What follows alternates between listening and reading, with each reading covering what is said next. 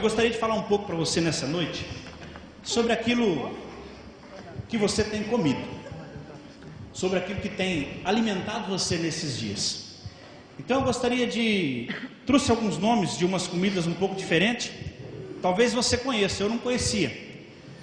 Talvez você conheça picanha, né? Uma picanha na grelha, assim, aquela gordurinha derretendo, né, Douglas? Deve ser ruim, né? Ou não? O Douglas não gosta? Não, eu também não gosto. Talvez você coma muito caviar. Eu não conheço também, mas não como. Eu prefiro comer alface, né? Aí tem um ditadinho que diz assim: come alface e rota caviar, né? Mas não é esse o nosso caso. Nós comemos alface e alface mesmo, no nome de Jesus. E talvez você já ouviu falar dessa comida chamada farrapo velho. Pergunta ao seu irmão aí: você já comeu um farrapo velho? Já comeu, irmão? Farrapo velho é bacalhau com batata e couve, e é servido tipicamente em Portugal. Essa você conhece, vaca atolada. Quantos já comeu uma vaca atolada aí? Glória a Deus. Amém? Talvez você já comeu ou já tomou um caldo de sururu. Já tomou? Caldo de sururu. Amém? Você conheceu? O Leandro conhece? Glória a Deus. É feito com um molusco, né? Misturado com leite de coco e dendê. Ou talvez você já comeu sovaco de cobra. Já comeu? Sovaco de cobra? Não é o que você está pensando. É carne de sol com ovo, palmito e queijo, né? E às vezes a gente exagera nas comidas. Eu lembro que um certo domingo de manhã eu falei para minha esposa: eu estou com uma vontade de comer rúcula. E aí desci na feira cedo e comprei uma rúcula enorme, um pezão grande. Acho que eu comprei 2 pés de rúcula. E com aquela vontade, sabe, quando você está com vontade de alguma coisa, você prepara bem com capricho, óleo, um vinagre e tal. Ela falou: não vou nem querer, porque você está preparando tanto gosto que... E aí comi tudo aquilo lá. Comi um pé inteiro. Meu Deus. Eu passei tão mal o dia inteiro que quase que eu não aguento vir no culto à noite, de tanto que eu comi. Mas isso para dizer para você o seguinte: querendo ou não, a gente é aquilo que a gente come. Fala para o seu irmão assim: você é o que você come. Não tem jeito. Você é o que você come. Do que você está se alimentando fisicamente, para o seu físico, assim o seu corpo trabalha. Se você comer só carne pesada, o seu corpo vai trabalhar de um jeito. Se você comer só legumes e frutas e verduras, o seu corpo vai funcionar de outra maneira, né? Tantos aqueles que dizem que fazem o regime e emagrecimento disso, emagrecimento daquilo, né? Eles tomam certas dietas ou certos tipos de alimento que são diferenciados para chegar a um objetivo que é o regime. E aí eu pergunto para você, e você pergunta para o seu irmão assim: do que você tem se alimentado? Ou o que tem alimentado a sua família? Falando não só de comida, mas de comida espiritual. Do que você tem alimentado a sua mente e a sua alma espiritualmente? Em 1 Reis, no capítulo 19, eu peço que você abra comigo lá, para darmos início à leitura desse culto. 1 Reis, no capítulo 19, no verso 1 ao verso 8. Glória a Deus. 1 Reis 19, 1 a 8. Nos fala de um homem que foi alimentado por Deus, por um tipo de comida que o fez melhorar e muito na sua vida. E aí eu gostaria de repartir com você. 1 Reis 19, 1 a 8. Acabe fez saber a Jezabel tudo quanto Elias havia feito e como matara todos os profetas à espada. Então Jezabel mandou um mensageiro a Elias a dizer: façam-me os deuses como lhes aprouver, se amanhã a estas horas não fizer eu a tua vida como fizeste a cada um deles. Temendo, pois, Elias, levantou-se e para salvar a sua vida se foi, e chegou a Berseba, que pertence a Judá, e ali deixou o seu moço. Ele mesmo, porém, se foi ao deserto, caminho de um dia, e veio e se assentou debaixo de um zimbro, e pediu para si a morte, e disse: basta, toma agora, ó Senhor, a minha alma, pois não sou melhor do que os meus pais. Deitou-se e dormiu debaixo do zimbro. eis que um anjo o tocou e lhe disse: levanta e come. Olhou ele e viu, junto à cabeceira, um pão cozido sobre as pedras em brasa e uma botija de água.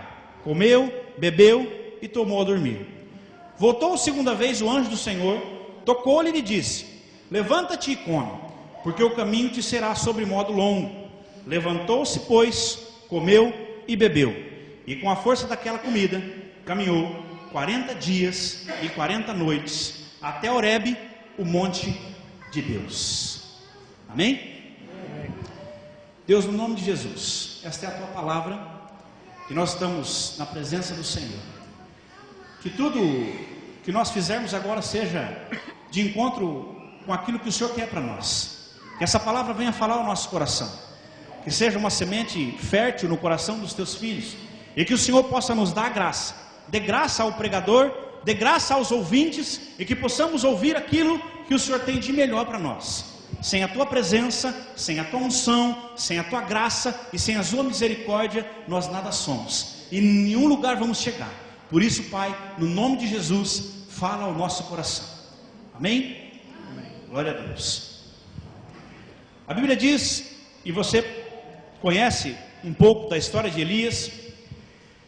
A Bíblia diz em Tiago, capítulo 5, no verso 17, que Elias era um homem sujeito às mesmas paixões que nós, e orando pediu para que não chovesse, e por 3 anos e 6 meses não choveu sobre a terra.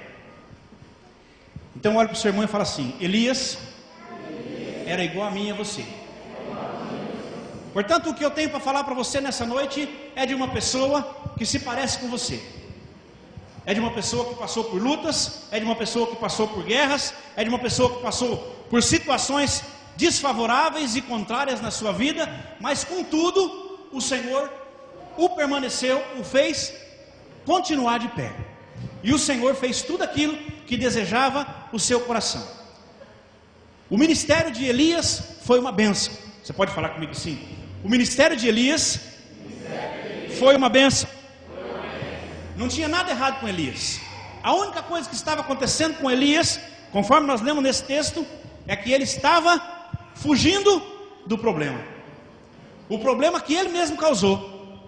Talvez você pode bater no seu peito e dizer assim: o problema que eu causo, às vezes eu quero correr também. Mas não tem jeito, irmão. Todo problema que você abrir, é você que tem que resolver. Todo problema que for de capacidade, de conta sua, é você mesmo que precisa resolver. É claro que no decorrer da mensagem você vai ver que a gente pode contar e deve contar com os irmãos que Deus coloca na nossa vida. Pessoas a qual nós podemos confiar. Mas todo buraco que você cavar, é você que tem que entrar. Fala para o seu irmão: todo buraco que eu abrir, eu tenho que tampar. E se você voltar um pouquinho comigo antes, no verso 18, no capítulo 18, no verso 36, e você lê comigo ali, verso 18, capítulo 18, verso 36, a história de Elias. No devido tempo, para se apresentar a oferta de manjares, aproximou-se o profeta Elias e disse: ó Senhor, Deus de Abraão, de Isaque e de Israel, fique hoje sabido que tu és Deus em Israel, e que eu sou teu servo, e que segundo a tua palavra fiz todas essas coisas. Responde-me, Senhor, para que este povo saiba que tu, Senhor, é Deus, e que a ti fizeste retroceder o coração deles. O que Elias está dizendo, ou o que Elias está fazendo? Ele está no Monte Carmelo, enfrentando 450 profetas de Baal. Fala comigo: 450 profetas de Baal. 450 homens que estavam dizendo assim para o povo e ensinando a nação: olha, não precisa servir a Deus não, serve a Deus de qualquer jeito mesmo, não precisa não, a gente faz uma mágica, um encantamento, e a gente faz alguma coisa diferente, e você não precisa servir a Deus não. E Elias estava dizendo: não, é a Deus que você precisa servir. E aí, no meio da discussão, no meio da batalha daqueles dias, eles lançam um desafio, que é: vamos erigir um altar então. Os 450 profetas de Baal erguem um altar e colocam em cima dele a sua oferta de manjares. Elias ergue o seu altar no período da tarde e coloca a sua oferta em cima do altar. E o Deus que respondesse com fogo seria o Deus verdadeiro. E aí você pensa, já que eu falei para você que você é um homem igual a Elias, coloca-se um pouquinho no lugar de Elias. Pensa você sozinho, enfrentando 450 homens, 450 profetas. Eles não eram homens de guerra preparados para guerrear, mas eram profetas. E estavam ali para exaltar o nome do seu Deus Baal. E aí você sabe da história. Elias então espera com que eles clamem ao seu Deus, e eles começam a clamar, e começam a se cortar, e a fazer algumas coisas lá, e o Deus deles não responde, e o altar não pega fogo, e o Deus deles não fala nada. E Elias olha para eles e começa a brincar, fala assim: olha Elias, zombando dos 450 homens. Talvez seu Deus fala mais alto, talvez seu Deus está atendendo um telefonema, talvez seu Deus está brincando de alguma coisa, talvez seu Deus está ocupado em alguma causinha que ele está resolvendo lá, e ele não pode ouvir vocês. Vocês estão o que ele tem aqui são vocês, e ele não consegue ouvir vocês. Aí Elias olha para eles e diz assim: que nessa tarde vocês conheçam que só o Senhor é Deus. Elias monta o seu altar, coloca em cima do altar o seu sacrifício, o seu cordeiro, o seu novilho, e manda com que encham muitas taças de água e joguem em cima do altar. Joga em cima do altar. O altar fica molhado de água. E Elias começa a clamar, e Elias faz essa oração: responde-me, Senhor, responde-me, para que este povo saiba que tu, Senhor, és Deus, e que a ti fizeste retroceder o coração deles. E então caiu fogo do Senhor, e consumiu o holocausto, e a lenha, e as pedras, e a terra, e ainda lambeu a água que estava no rego. E que, vendo todo o povo, caiu de rosto em terra e disse: o Senhor é Deus, o Senhor é Deus.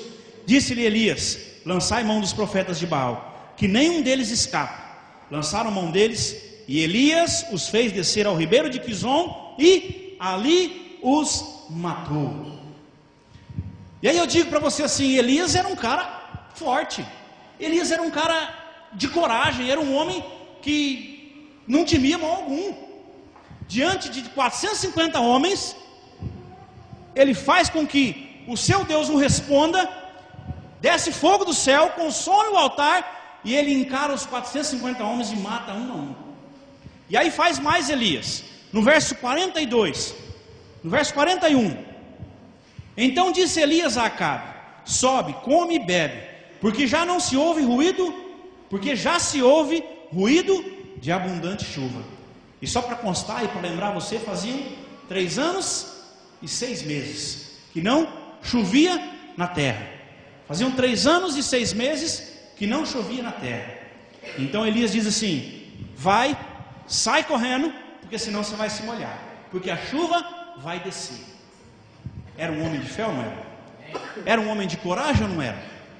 E aí subiu Acabe a comer e a beber. Elias, porém, subiu ao Monte Carmelo, e encurvado para a terra, meteu o rosto entre os joelhos, e disse ao seu moço: sobe e olha para o lado do mar. Ele subiu, olhou e disse: não há nada.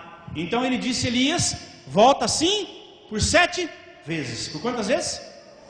7 vezes. E aí quantas campanhas nós fazemos?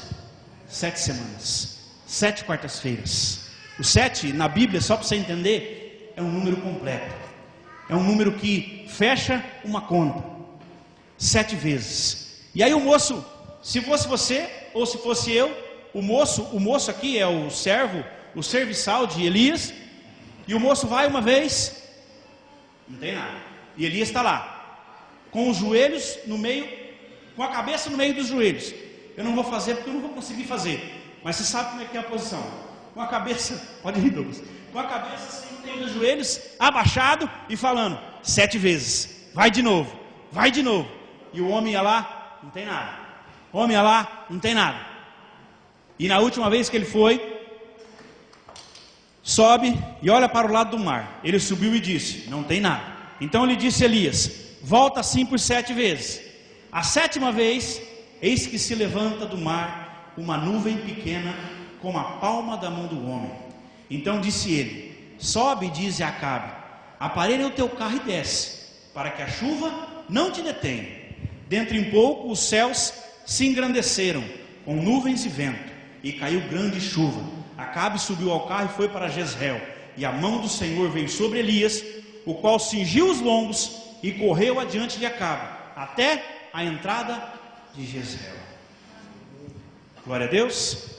Você pode dizer aleluia? Glória a Deus. Primeiro, porque esse é o Deus que você serve. E segundo, porque Elias era um homem igual eu e você. E se Deus fez o que fez com a vida de Elias, Ele vai fazer, ou Ele pode fazer comigo e com você. Basta que eu e você sigamos algumas ou dois ensinamentos, duas regras que eu quero dividir com você nessa noite.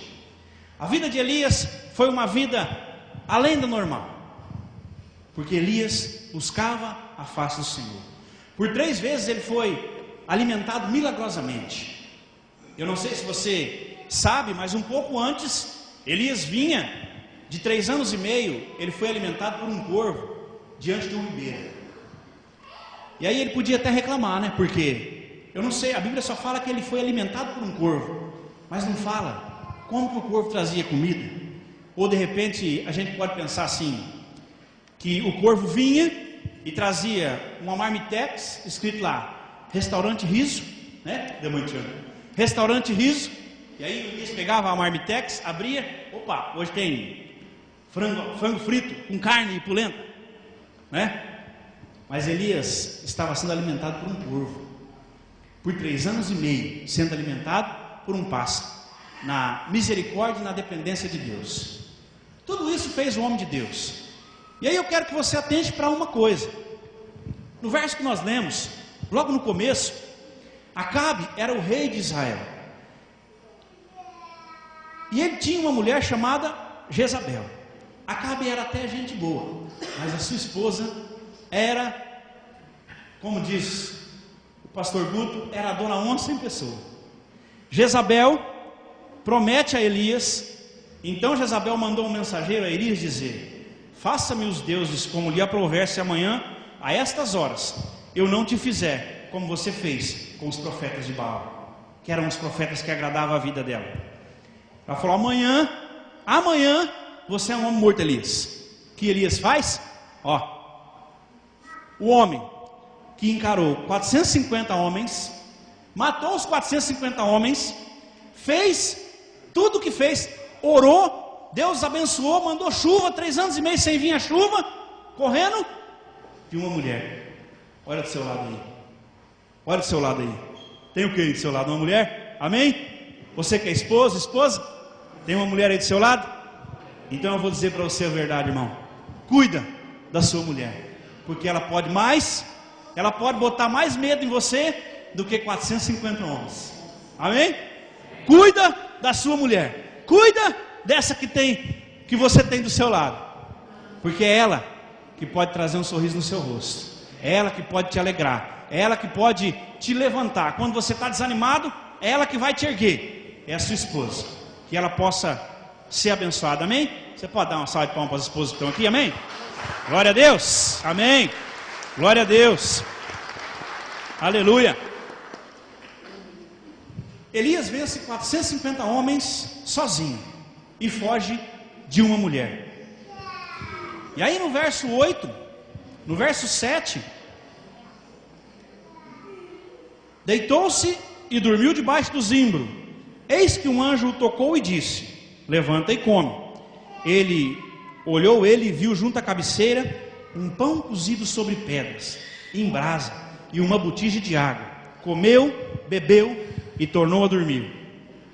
Voltou segunda vez o anjo, cutucou ele de novo e falou: Elias, come e bebe, porque o caminho é longo. Porque Deus sabia, o anjo sabia a decisão que tinha tomado Elias no seu coração. E aí eu digo a você, Elias tomou a decisão de fugir. Mas se Elias tivesse tomado a decisão de encarar a Jezabel, encarar ela e os seus 10.000 homens armados, será que Deus não proveria para ele um livramento? Ou Deus não mandaria um anjo e derrotaria os 10.000 homens armados? Se você se lembra bem, na nossa última campanha, a campanha de Ezequias estava mais ou menos na mesma enrascada. Eram 185 mil homens contra 10 mil, 12 mil. E Ezequias orou contra o rei Senaqueribe, e Deus então mandou um anjo, e esse anjo destruiu os 185 mil, e a cidade não foi invadida, e a cidade fortificada continuou de pé, por causa do Deus de Ezequias. E aí eu digo a você, o Deus de Elias não podia fazer, não é o mesmo Deus, e ele não podia fazer a mesma coisa? Eu digo a você, meu irmão, minha irmã, que nessa noite, o que Deus está dizendo para você é: não importa a decisão que você toma, Ele é o seu Deus, e Ele vai com você aonde você for. Eu digo a você que se Elias tivesse tomado a decisão de enfrentar esses 10 mil homens, Deus diria assim: então manda um anjo lá, que esse cabeção não vai aguentar. Manda um anjo lá, que esse doido vai morrer. Ele não aguenta 10 mil, ele aguentou os 450 porque eu estava com ele, mas 10 mil ele vai morrer, não dá não. Manda um anjo lá e destrói logo essa mulher, acaba com tudo e deixa esse cara quieto. Mas Elias resolve fugir da presença dela. Elias bate em retirada, vira os seus pezinhos para cima e corre. E aí no verso 9, no verso 8, quando ele acaba de comer, com a força daquela comida, ele caminhou 40 dias e 40 noites até Horebe, o monte de Deus. Talvez você pode ter comido alguma daquelas comidas que eu falei no começo. Talvez você pode ter se alimentado muito bem hoje. Eu louvo a Deus pela sua vida, que você tenha feito isso. Mas eu e você ainda não comemos uma comida que faz com que eu ande 40 dias e 40 noites sem parar. O que Elias fez foi andar 40 dias e 40 noites. Fala assim: 40 dias e 40 noites. Meu irmão, 40 dias andando, 40 noites andando. E a Bíblia está dizendo assim: aí ele parou no hotel 5 estrelas e dormiu uma noite, e depois ele foi. Ele andou 40 dias e 40 noites.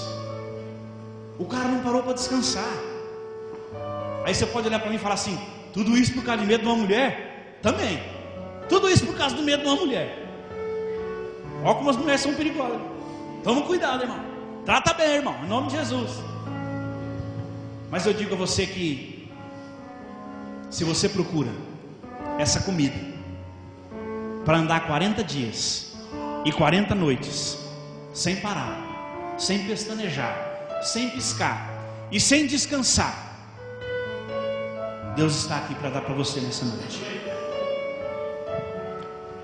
Levantou-se, pois, comeu e bebeu, e com a força daquela comida caminhou 40 dias e 40 noites. E aí vem as duas coisas que eu quero falar para você nessa noite. A primeira coisa que Elias fez, porque se você percebeu, ou se você voltar um pouquinho, você vai perceber que quando ele senta embaixo do zimbro, e o zimbro era uma árvore, um carvalho, uma árvore qualquer, ele senta embaixo do zimbro e ele está dizendo assim: Senhor, me dá a morte, já não quero mais viver. Não parece o mesmo homem que estava dando ordens a 450 pessoas agora há pouco? Não parece o mesmo homem que estava lutando e fazendo com que os 450 homens fossem envergonhados? Aquele que estava clamando no monte dizendo: Deus, manda chuva, porque o teu servo está pedindo. Não parece o mesmo homem. Por isso eu digo que Elias parece comigo e com você, porque eu e você não vivemos só de glória, eu e você não vivemos só de positividade o tempo todo. Pode ser que um dia ou outro dia você acorde assim e olhe para cima e diz assim: Deus, acho que eu estou cansado dessa vida. Pode ser que você ande hoje, se encontre assim, meio que desanimado, meio que cabisbaixo, e Deus está dizendo assim para você: eu tenho uma comida e eu tenho uma bebida que faz com que você ande 40 dias e 40 noites. E aí o 40 dias e o 40 noites aqui quer dizer o ciclo de uma vida. Representa para nós o ciclo de uma vida. Fala para o seu irmão assim: o ciclo de uma vida. Quando o povo saiu do Egito para entrar na terra prometida, quanto tempo eles precisaram para chegar? O caminho era feito em semanas. Eles percorreram o deserto por 40 anos, porque eles saíram do Egito, mas Deus precisava que o Egito também saísse deles. O que Elias fez é mostrar para mim e para você que a força que Deus me dá, eu posso caminhar uma vida inteira. Que se eu buscar o alimento certo no meu Deus, se eu me alimentar da coisa certa, eu vou estar sempre animado para andar 40 dias e 40 noites. A primeira coisa que Elias fez, fala assim, a primeira coisa, ele levantou-se. E aí eu digo a você, meu irmão, você precisa se levantar. Nenhuma situação, ou nenhuma pessoa, ou nada pode deixar o Filho de Deus prostrado. Nada, ou nenhum buraco que você se enfiou, você pode abandonar a si mesmo de lutar. A primeira coisa que você precisa fazer é se levante. Recomeçar é sempre possível para aquele que acredita no Deus de Elias, para aquele que acredita que Elias é igual a mim e a você. Ele só viveu em outra época. Se você crê no Deus de Elias, você precisa se levantar. Abre comigo a sua Bíblia no livro de Êxodo, no capítulo 17, no verso 8. Eu vou mostrar para você que aquele que está de pé vence a batalha. Então veio Ameleque e pelejou contra Israel e Redifim. Com isso ordenou Moisés a Josué: escolhe-nos homens e sai, e peleja contra Ameleque. Amanhã estarei eu no cimo do outeiro, e o bordão de Deus estará na minha mão. Fez Josué como Moisés lhe dissera, e pelejou contra Ameleque.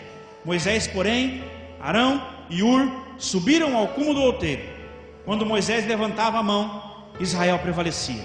Quando, porém, ele abaixava a mão, prevalecia Ameleque. Ora, as mãos de Moisés eram pesadas, por isso tomaram uma pedra e a puseram por baixo dele, e ele nela se sentou.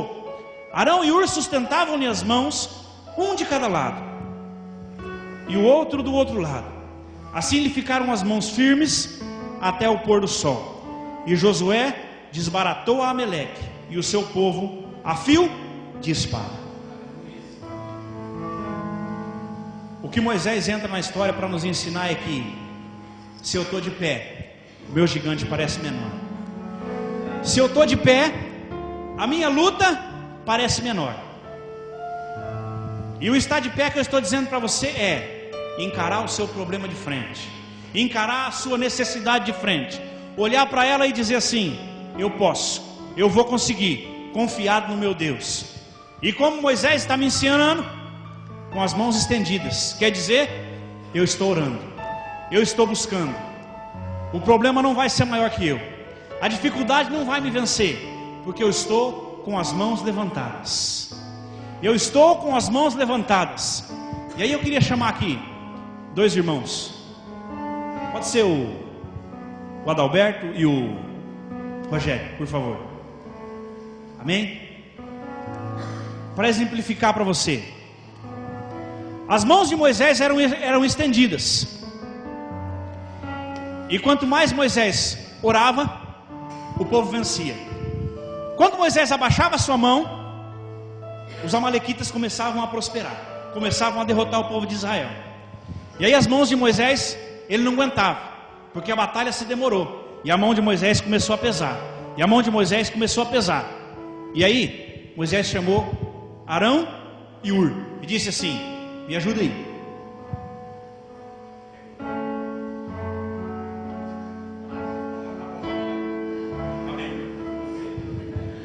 E aí Moisés ficou assim durante todo o tempo da batalha, com Arão e Ur segurando as suas mãos. Isso quer dizer para mim e para você o seguinte: olha para a pessoa que está do seu lado aí. Esse aí é o seu Arão, esse aí é o seu Ur. Todas as vezes que você se sentir cansado, que as suas mãos enfraquecer e você dizer assim: eu não vou aguentar essa batalha não, eu não vou ter força para ir até o final dessa batalha. Você tem irmãos, você tem pessoas que podem te ajudar a sustentar na sua causa e na sua oração. Amém? Glória a Deus. Dá uma salva de palmas para esses irmãos, amém? Glória a Deus. Aleluia. Confiados num grande Deus, eu e você podemos ir mais longe. Nada pode te parar. O que eu quero dizer para você nessa noite é isso. Aquele que confia no seu Deus, aquele que se alimenta do algo certo, do algo correto, não pode parar e não pode ser parado. Ele pode passar por problemas, ele pode passar por tribulações, mas ele não para. O segredo, meu irmão, é ficar de pé. Se o problema está se agigantando diante de você, coloque-se de pé. Chame a ajuda de um irmão. Comece uma corrente de oração: por essa causa me põe de joelhos. E você verá que a mão de Deus é pela sua vida. Você verá que a mão de Deus vai fazer com que o seu problema parecia nada. Quantas vezes nós achamos assim: meu Deus, esse problema não tem solução. Ou às vezes é só eu. Meu Deus, esse problema não vai ter jeito, agora não vai dar, não, agora não tem, não vai. Aconteceu isso, aconteceu aquilo.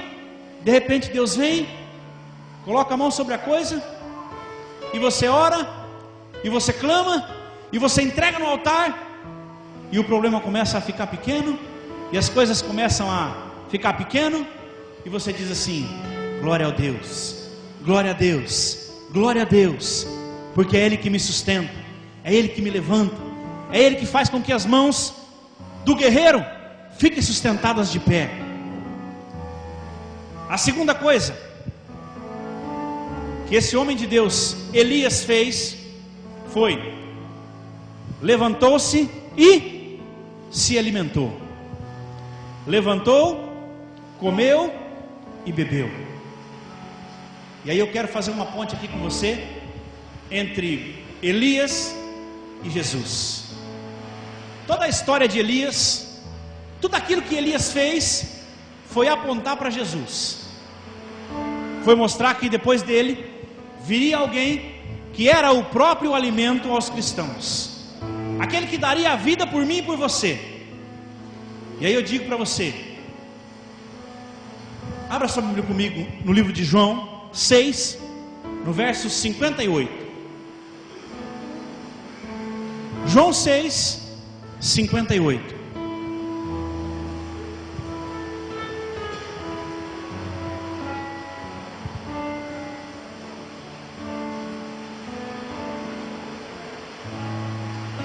Glória a Deus.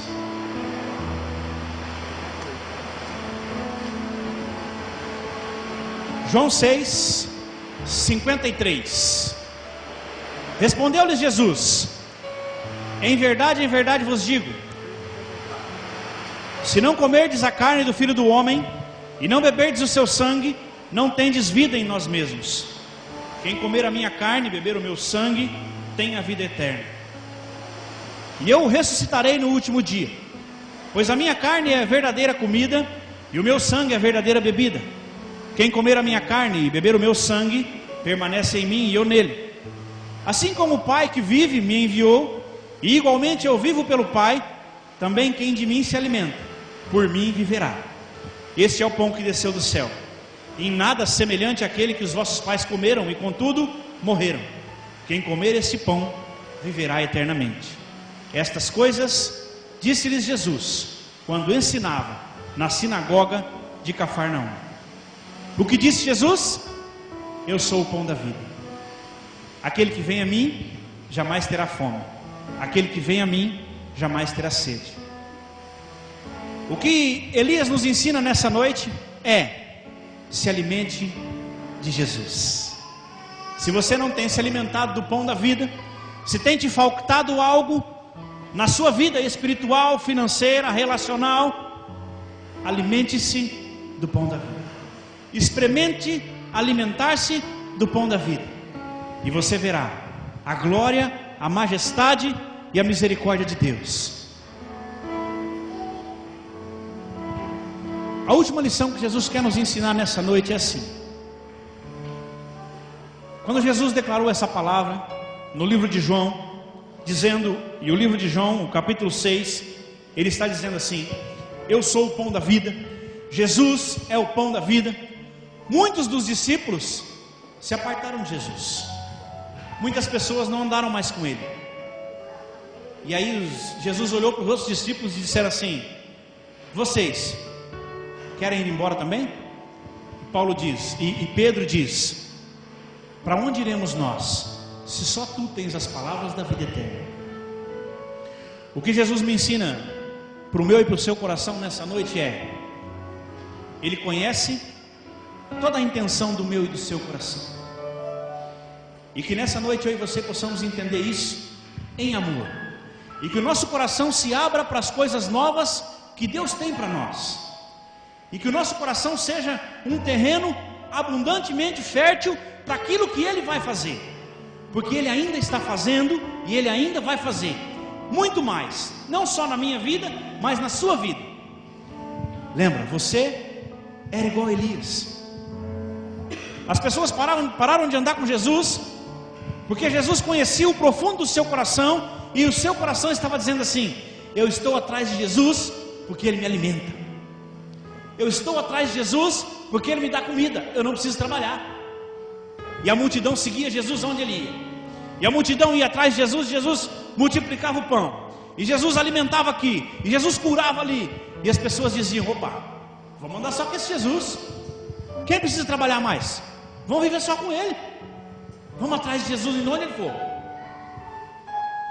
E aí eu digo para você, os testemunhos que nós temos colhido nas campanhas de oração são testemunhos de bênção, porque nós temos visto e vivido uma igreja que cresce pouco a pouco, no Espírito e na graça do Senhor Jesus. São testemunhos do tipo: eu precisava e Deus fez, eu precisava e Deus me curou, eu precisava e Deus agiu. Há testemunhos em que nós vemos por aí que é só testemunho financeiro. Eu tinha um carro e Deus me deu 2, eu tinha outro carro, Deus me deu 10, eu tinha uma empresa e Deus fez com que eu abrisse mais 10 empresas. Se você e eu estivermos atrás de Jesus só porque Ele dá coisas, ou só porque Ele te abençoa financeiramente, nós estamos vindo a Jesus atrás do alimento errado. O verdadeiro pão que desceu do céu está dizendo para mim e para você nessa noite: se alimente de mim. Aquele que come o meu pão, aquele que come a minha carne, aquele que bebe o meu sangue, esse tem participação comigo. Jesus quer limpar a igreja de toda a forma errada de cultuar.